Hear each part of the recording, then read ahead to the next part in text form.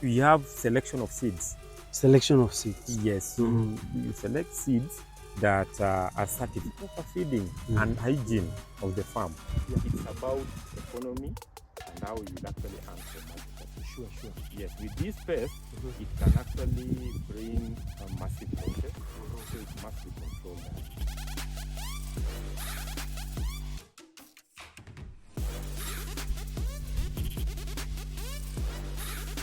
There are so many challenges when it comes to farming. Among the challenges is drought, diseases, pests, and sometimes lack of knowledge or lack of skills. And when we mention maize farming or when we talk of corn farming, we are not exempting it from these challenges.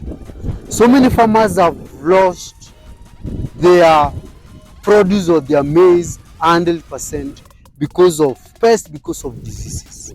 And not that they lack capital investment to control them, but what they lack is knowledge or know-how, how to identify the pest, to know the pest, and how to control the pest.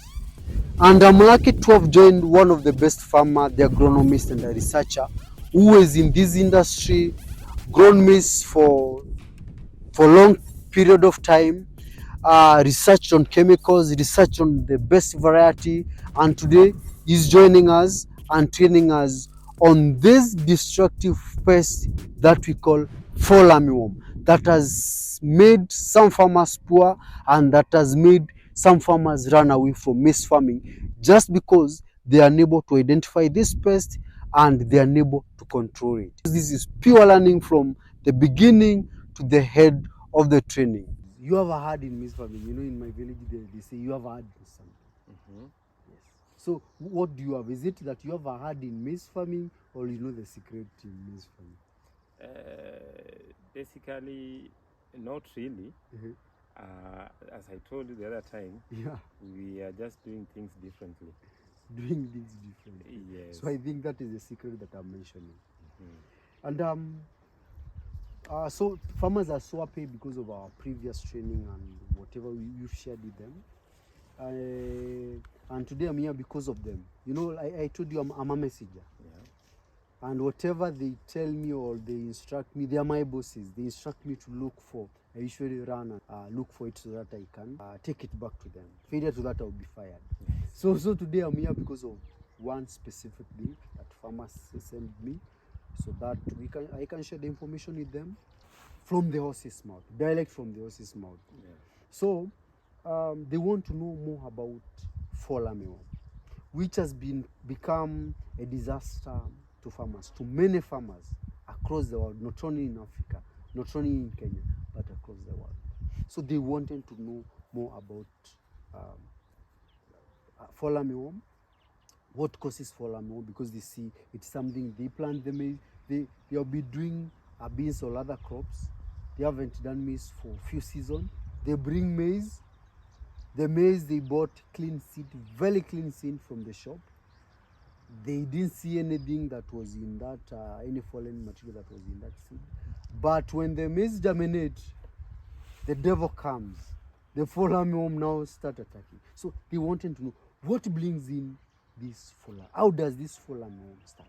And that is now the starting line in our today's discussion or our today's training. What causes fall armyworm in maize? Okay, thank you, Fred, for this opportunity. And again, to reintroduce myself, I'm Kevin, one of the small-scale farmers around. Yes, I do farming, but in a small scale. And the issue of fall armyworm. First, you know, the scientific name of fall armyworm is called Spodoptera frungipenda. Now, what? Spodoptera frungipenda. Now, the word frungipenda is actually derived from a Latin word meaning lost fruit. So you're frungipenda. Frungipenda. Yes. Means lost fruit. Lost fruit. So it shows you the destructive nature of fall armyworm. Okay. Yes. So the fall armyworm is actually a foreign pest that majorly it is a native of tropical America. Yeah. And the incidences of fall armyworm was reported first in Africa in around 2016. 2016, yes. You remember when we were growing up, we didn't have these issues of fall armyworm. And I think when it was reported, it was first reported in Kenya. In Kenya, no, it came first in Central Africa. Central Africa. Yeah, from West Africa and Central Africa before coming to this part of Africa, the East Africa, Kenya, and the rest of the countries. So it's actually a foreign pest. Okay. Because when I was growing up, when I was young, I remember my grandmother used to just grow maize. Sure. Yes, and she could not actually, throughout the growing period, you find that she didn't use these chemicals, and there was no inversion. Yeah, it's actually a foreign pest. So it's something new, and we must deal with it if we really want to benefit from maize. Remember, we said we are doing everything to benefit from agriculture. It's about economy and how you will actually earn from agriculture. Sure. Yes, with this pest, it can actually bring massive losses, so it must be controlled early. Yes. Where does it come from? Now, the fall armyworm is actually a larval stage of a certain moth. It's a larval stage? It is a larval stage, one of the larval stages of a moth. Okay. And this moth is actually a very strong flyer. It can actually fly over very long distances. Yeah. It lays eggs on the hole. Yeah.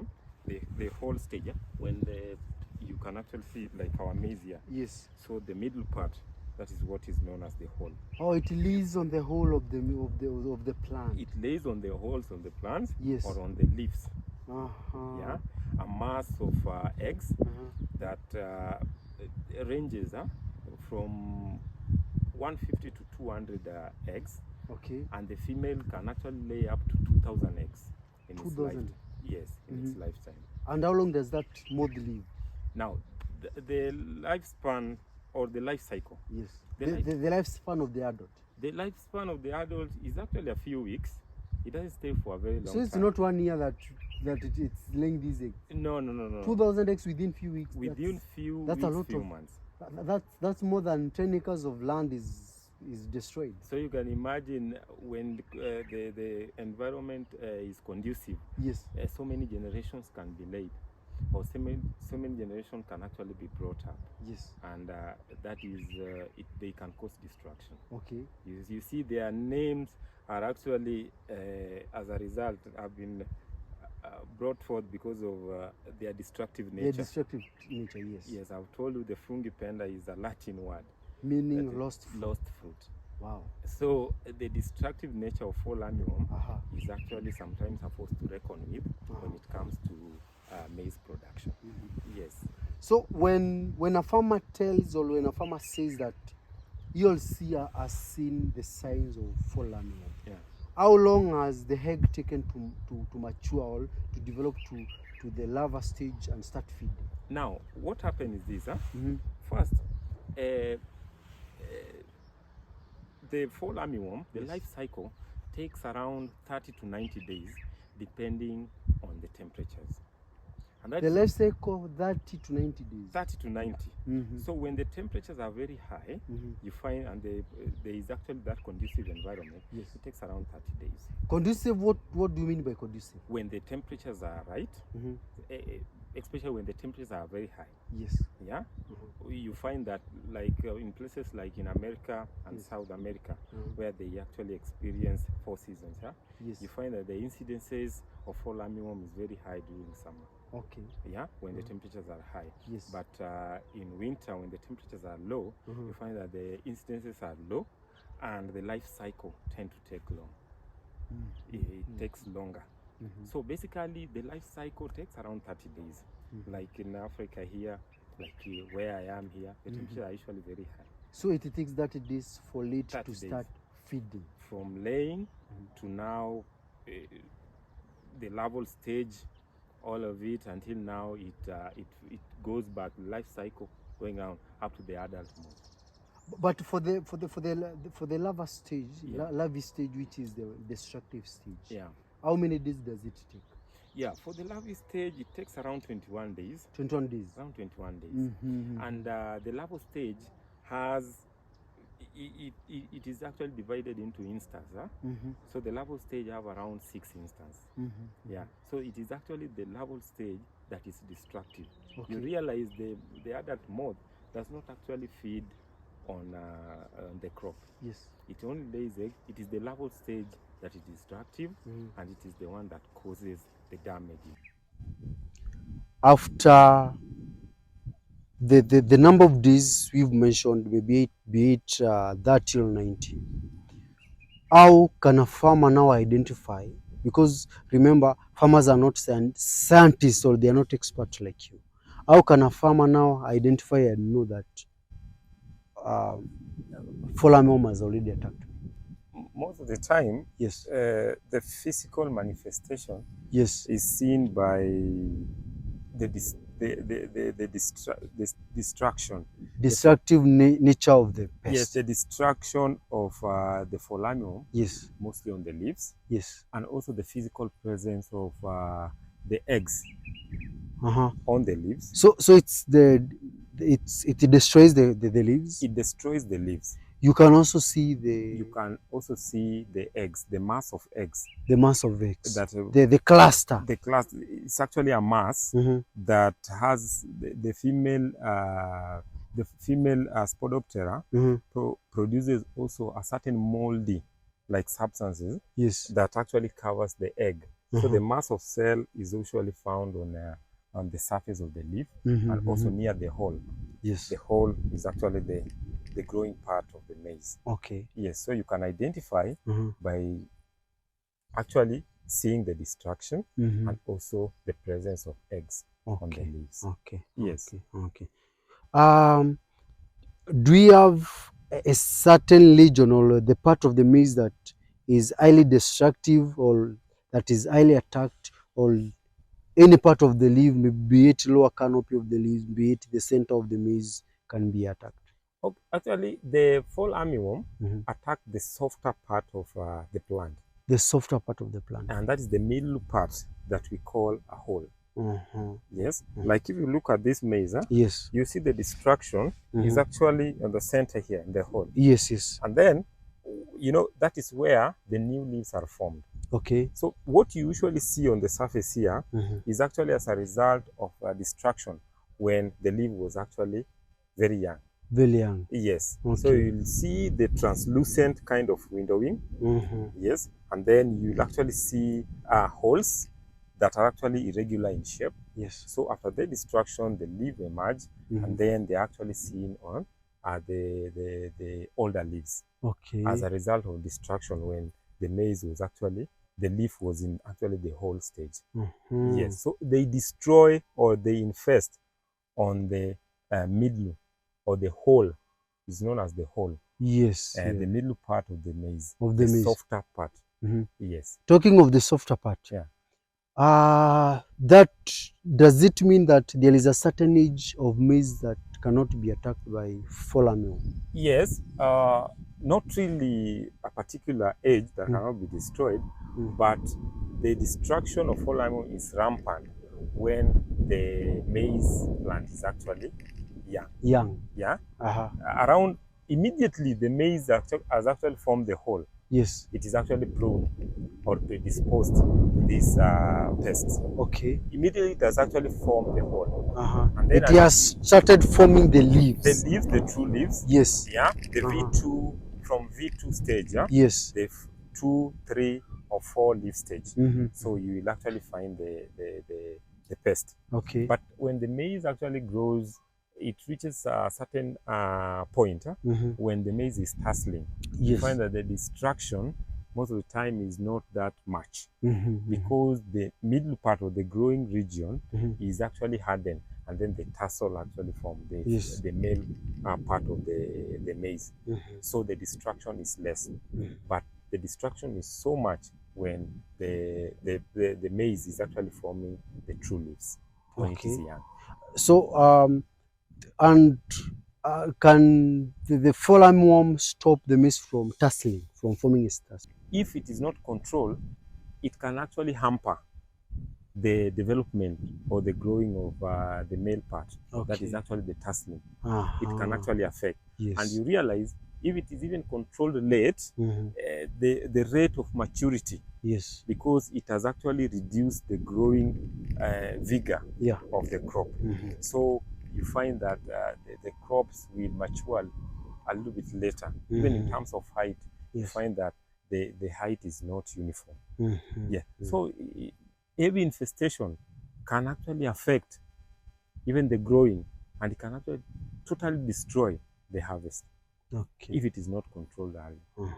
In some instances, you even find them on the silk. During the silking stage, yes, you will find a few of them on the silk trying to feed on the cob. Yes.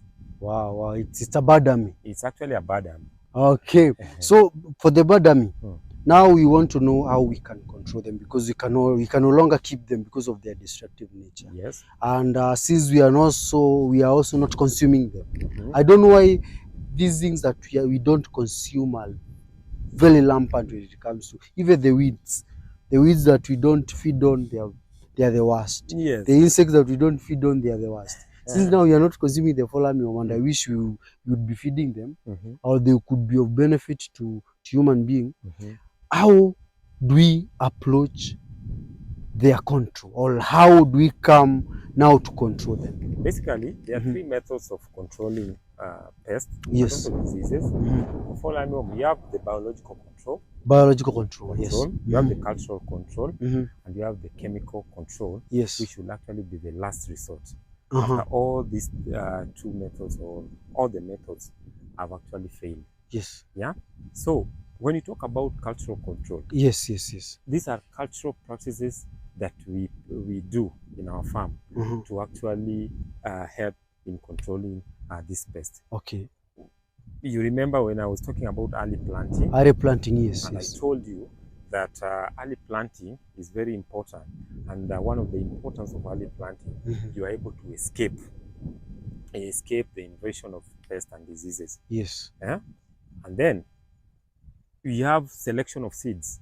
Selection of seeds. Yes. You select seeds that are certified. Yeah, seeds that are certified, even if they will be affected, they are kind of tolerant, yeah, to these organisms. Yes. So you actually select your seeds well, yeah, but not that much. The control by selection of seeds is not that much. Yes. Yes, and then also proper feeding and hygiene of the farm. Yes. Because whenever you feed your crop well, they grow with a certain vigor. Even if the pest will attack it, but it has actually grown with a certain strength. It can actually tolerate the pest up to a certain level that the pest will not be that destructive. So basically, feeding your crops well, and then cleaning. You make sure that your portion of land is clean, because you realize this pest has so many alternative hosts, and some of these hosts are actually the weeds. We have some weeds that are also an alternative host to this pest. So they can actually move from the weeds to your main crop. Like I've told you that this organism affects the grass family. Yes. Yeah, and we have grasses like Digitaria. Yeah, then the Nandiciteria. Yeah. Yes. We have so many grasses that are also considered as weeds. Yes. So basically, if you control your weeds, that is actually farm hygiene. It will help in the control of this pest. Okay. Yes. And then also, we have biological methods, which is actually encouraged because of its some health benefits that are attached to it. So we have a biological method whereby we use living organisms, or actually the natural enemies of these pests, to control the pests. Yeah, an example, we have some organisms like bacteria, Bacteria, yes. the fungi, Yes. some particular fungi, Mhm. no, not fungi, viruses, The virus. and nematodes that have been known to control this pest. A very common one is with regard to the BT. Bacillus thuringiensis. Yes, Bacillus thuringiensis is actually a bacteria that is naturally found in the soil and can actually be harnessed and used in the control of the fall armyworm, the larval stage of the fall armyworm. Yes. So the biological control. Yes. And then in the biological control, we also, that is where we come up, we can actually integrate our IPM. Integrated pest management. Yeah. Yes. Whereby you use some, you incorporate some biological organism to control these worms, whereby there are some plants that are known to be the trap, and we have some plants that are known to attract the fall armyworm. And then you use the trap crops, and then they are actually lured. Yes. And then we have crops that actually, when they feed, they are choked. And they die. Is this the what we call pull and push? The pull and push method of pest control. Yes. So it's also applicable in. It's also applicable in fall armyworm. In fall armyworm. Yes. Wow, and that's an indication that the fall armyworm mode is a low flying mode. It's a low flying. Low flying mode, but a very strong flyer. It's low flying, but very strong. Is it? Does it affect other crops, or it's specifically maize? Not maize. So it can. I've told you. It specifically attacks maize family, the grass family. The grass family. Yes. So it can fly kilometers and kilometers in search of grass family. It can actually fly over very long distances. Like how many kilometers? I can't say. Several kilometers. Several kilometers. Yes. Yeah. Yes. So it's a strong flyer, a low flyer, but a very strong flyer. A very strong flyer. Yes. Talking of cultural measure or cultural control and the biological control, you know, we are big family, and we have so many groups in our farming fraternity.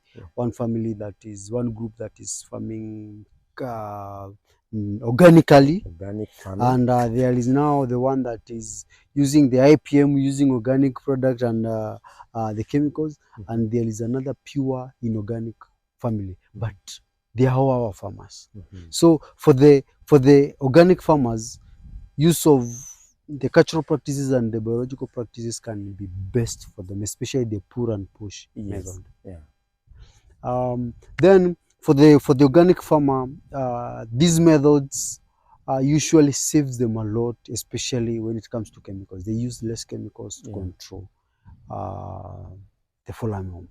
The last bit, which is our last approach, like you've told us when we are starting, the chemicals. That should be actually be the last option. The last option. That is to prevent now the death of your maize. Yes. After others have tried and they are unable to, or they are not quick to respond. Exactly. That's when we come to chemicals. Yeah. So when we talk of chemicals, like you'll find different chemicals are classified. Yes. In fall armyworm, do we have, like you told us, we have different instars of the larva stage. Yeah. Do you have different chemicals to control this larva stage, or it's just one class of chemical that do away with them? Basically, we don't have a specific chemical for specific maybe instar. Yes. Yeah. Yes. We have just chemicals that have been known to kill the caterpillar stage. The caterpillar stage. Yes, which is actually the instance, the 6th instance of the larval stage of Spodoptera. Yes. And before I continue, you remember also when we talk about the biological control. Yes. We have shared with you the traps. The traps, the biological traps. Yes. Yes. And I told you I have a friend of mine from Meru who has come up with a certain gadget. Yes. That it actually uses clean energy, the solar. Yes. It traps the moth, both sexes. Yes. And then after trapping them, it traps and kills the moth. Okay. So it prevents the laying or the multiplication the multiplication of the full armyworm. Yes. I think after this, I'm going to look for him to get the classes about the gadget, because those are the things that we need to use as farmers. Yes. Because remember all our trainings, and even when we're starting in this episode, you said chemicals should be the last. So if you have something that is killing the mother, that means there is no need of using chemicals, because there will be no larva stage. You are destroying the generation. You are destroying the generation. Yes. So I think those are some of the products we need for us to be able to curb this problem. Yes. Yes. Chemicals. Which chemicals to use, which not to use, and at what stage are we supposed to use chemicals? Now, before you come to using of chemical, so we have said it is the last option. The last option, yes. So these chemicals, you have several factors that you have to consider before using them. Yes. Like I've told you, I've grown baby corns for a very long time. Yes. So I've grown baby corn more than I've grown maize. Yes. So you find that when you want to select these chemicals, there are several factors that you have to consider. One, you must actually choose a selective insecticide. What do I mean by a selective insecticide? You know your target pest. Yes. Or your target organism. Sure. You must actually go for an organism or no, a chemical that will actually target specifically the pest that you want to control. You don't go for certain chemicals that will even destroy or kill the beneficial organisms, because you realize not all organisms are actually pests. Yes. So you don't go for certain chemicals that will destroy the ladybirds, will destroy the bees, and so forth. You know what I mean by that, huh? Yes, yes, they are very important. Yes, and also farmers need to know that. Yes, they are very important. So one, you go for that. Yes. Second, you also go for, you look at the PHI. PHI. Yeah. Post harvest interval. Yeah, post harvest interval. Yes. No. Pre-harvest. Harvest yes, interval. Yes. Yes. Sorry for that. So you look at those chemicals. Like we have a certain chemical that usually take a very long time. The PHI is almost 90 days. 90 days PHI? Yes, we have chemicals. What is it for? There are several that are used, but you see, like I've told you, maybe I'm growing baby corn. Yes. Now, the baby corn that I usually grow here, by the age of 70, 75, I've begun actually harvesting them. Yes. So if you have a chemical that will take more than 2 months, that means you'll be selling chemicals, and pure chemicals. You can imagine, when I talk about 70 or 75 days, is actually from the planting date. Yeah. So it takes around 7 days for the crop to emerge. So imagine you minus that 70, the 7 days. Yes. It is like 60 something days. Yes. So if you have a chemical that will apply and the PHI is more than 2 months, that's not actually a good chemical. Yeah. Yeah. Unless you are growing crops like maize, which takes long, the grain maize, which take long in the field. Yeah, that is one. And also the mode of application also. You know, you must also look at the mode of application of these chemicals. Yeah. Like you have some chemicals that are applied like you actually put like a pinch, the way you apply dust. The way you apply dust. Yes. Yeah, on the whole of the crop. Yes. Some of them are very effective, but you can imagine you have like 20 acres. Yeah, or more. How will you actually apply such chemical? That needs a lot of mandis for it. It actually needs a lot of labor. Yeah, a lot of labor for you to complete your farm. Yes. So which is also not cost effective. It's not cost effective. Yes. Because we have said in this production, we actually after the cash. After making money. Sure. After making money. Yes. So you must actually cut your cost. Very true. Yeah. So those are some of the things: the mode of application, the cost of these products, the effectiveness, and also we have said selective, so that it targets the required pest and also the PHI. Yes. So some of these chemicals, I'll name a few, but I'll name the AIs. Yeah? We have like imamectin benzoate. Imamectin benzoate, yes. I've seen it. We are using it a lot in absolute control. Yes, in different, it is actually packaged in trade names, different. Yes, they are different trade names, yeah. And because of our diverse areas of of our viewers or farmers, Yeah. if you mention them by trade name, they may not be found where they are. It What is is sold in East Africa is not sold in West Africa, is not sold in South Africa, Yeah. is not sold in Central They are Africa. packaged in different. Indifferent. So the AI or the active ingredients Yeah. makes them. It's easier for farmers to be able to look for that product. Yes. Yeah, because when they go for, they say amamectin benzoate, there is only one amamectin benzoate, It's true. but with big different trade name. Yes. Yeah. So we have several of them. Mm-hmm. Like I've said, we have amamectin benzoate. Yes. We have spinosad. Spinosad, yes. Yeah. Mm-hmm. Which has also been known to be very effective. Yes, I've used it also. Very good in Twitter Absoluta. I use, in maize, I don't know whether there is alternating, but you're going to tell me after this. In Twitter Absoluta, we don't use one chemical. Yeah. We use several. We keep on alternating it. Yeah. To prevent it from developing resistance or yeah. tolerant to the chemical. Correct. Yeah. So spinosad. We have spinosad. We have amamectin benzoate. Yes. We have spinetoram, which is also very good, and I've actually used it so many times, and I recommend it. Yeah. Yeah. We have indoxicabs. Indoxicab, yes, I know indoxicab. Yes. So there are some, but those ones I've actually interacted with, and they are known to be very effective. Aha. Yes. So back to the question that I was asking when you are mentioning the active ingredient, because other crops or other pests, you'll find them, we control them not once. Yeah. When we apply the chemicals, it's not once, it's several times. How many times will we control these fall armyworm? Yeah. One, I'll actually tell you from my experience. Most of the time, I do like 3 applications. 3 applications. 3 applications throughout the lifespan of my maize crop. Now, on the onset, most of the time, what I usually do, I do a lot of monitoring in my farm. Almost every day, yes, I do scouting every now and then. When I actually see any infestation, small destruction, I actually initiate the control measures, cultural and so forth. Yes. If the destruction is so rampant, that is where I now resort to chemical use.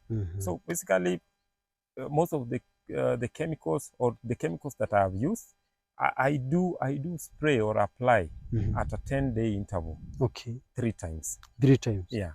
So there is no one application and you are done, or there are farmers who can do it once and they are done.